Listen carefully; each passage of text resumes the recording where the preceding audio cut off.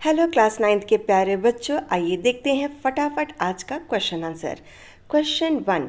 बाबू रामस्वरूप समाज में आधुनिक व्यवहार का दिखावा करते हैं, जबकि उनके विचार रूढ़िवादी हैं। इस अंतर्द्वंद के उदाहरण एकांकी में से खोजकर लिखिए। क्या है प्रश्न?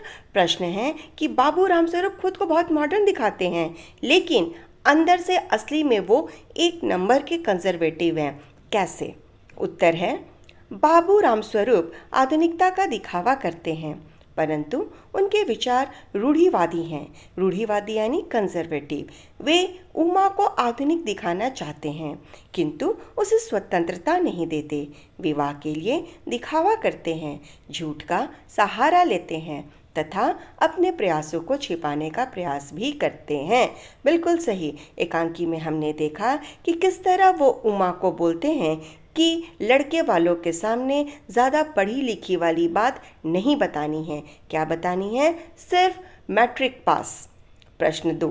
रीढ़ की हड्डी का संदर्भ दो अलग अलग पात्रों के लिए भिन्न भिन्न अर्थों में आया है। उनकी पहचान कीजिए और लिखिए। पहला, ठीक है, शंकर के लिए रीढ़ की हड्डी का क्या अर्थ है? तो रीढ़ की हड्डी का प्रयोग शारीरिक अर्थ में हुआ है, क्योंकि वह शारीरिक रूप से कमज़ोर है। देखो, अब शंकर के लिए ना शारीरिक अर्थ में हुआ है, वह शारीरिक रूप से भी कमज़ोर है और उसमें आत्मसम्मान की भी कमी है, क्योंकि उसने अपने जीवन में गलत काम किया है। दूसरा, उमा के लिए रीढ़ की हड्डी का प्रयोग आत्मसम्मान, साहस और दृढ़ व्यक्तित्व के प्रतीक के रूप में हुआ है। बच्चों, जो व्यक्ति अगर जिंदगी में गलत काम किया रहेगा ना, तो वह सामने वाले से आंख में आंख डालकर बातें नहीं कर सकता है, वह झुका हुआ ही रहेगा। ठीक है? और जो कोई गलत काम नहीं किया वो आत्मसम्मान के साथ खड़ा रहेगा, बिल्कुल स्ट्रेट। प्रश्न 3। मेरी समझ में तो ये पढ़ाई लिखाई के जंजाल आते नहीं। प्रेमा की इस सोच से उस समय की स्त्री शिक्षा की स्थिति के विषय में क्या पता चलता है? प्रेमा कौन? उमा की माँ। जब वो ऐसा कहती है, इसका मतलब उस समय का जो स्त्री शिक्षा के विषय में लोगों के विचार थे, उससे क्या पता चल रहा है? क्यों वो ऐसा बोली? प्रेमा की सोच से पता चलता है कि उस समय स्त्री शिक्षा को अधिक महत्व नहीं दिया जाता था, कोई इम्पोर्टेंस नहीं दिया जाता था कि लड़कियों को भी पढ़ना चाहिए। महिलाओं को शिक्षा के अवसर कम मिलते थे और वे शिक्षा को आवश्यक नहीं समझती थी।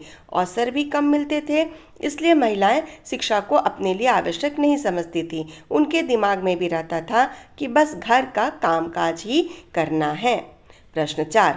लेखक ने रीढ़ की हड्डी शब्द को एकांकी के शीर्षक के रूप में क्यों चुना होगा?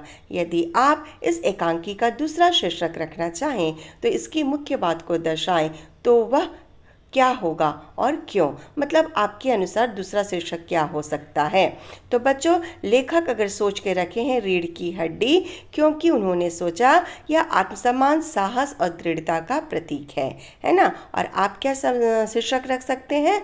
तो इसका बढ़िया शीर्षक आप रख सकते हैं स्वाभिमान। बच्चों, अगर आपको मेरे साथ हिंदी पढ़ना अच्छा लगता है तो कृपया इसे लाइक करें, शेयर करें और सब्सक्राइब करें। धन्यवाद।